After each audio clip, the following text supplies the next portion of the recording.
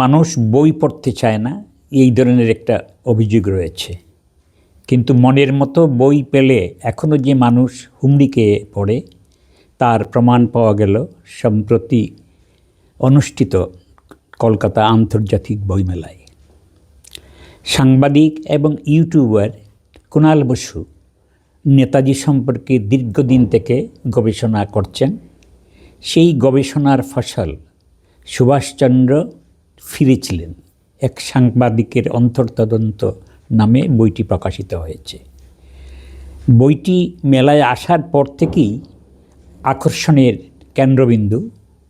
ক্রেতারা লাইন দিয়ে দাঁড়িয়েছেন, অনেকে দীর্ঘক্ষণ লাইনে থেকেও শেষ পর্যন্ত বইটি পাননি। সেই দিন সেটা ফুরিয়ে গেছে। ছাপাখানা এবং বাদাই কর্মীরা সরবরাহ করতে গিয়ে হিমশিম খেয়েছেন।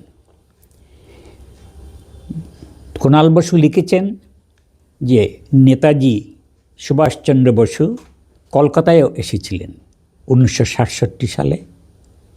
তিনি চন্দননগরে গিয়েছিলেন, ওখানে তার পুরনো যারা বন্ধুবান্ধব ছিলেন তাদের সঙ্গেও দেখা হয়েছে, কিন্তু অনিবার্য কারণে তার পক্ষে আত্মপ্রকাশ করা সম্ভব হয়নি। ফৈজাবাদের যে গুমনামি বাবার নামে পরিচিত ব্যক্তিটি হচ্ছেন সুভাষচন্দ্র বসু। সেখানে তার পরিচয় ছিল ভগবানজি। সেই ভগবানজিকে ওই আশ্রমে গিয়ে দেখে এসেছেন তার পুরনো সহকর্মীরা, এমনকি প্রণব মুখার্জি পর্যন্ত গিয়েছেন।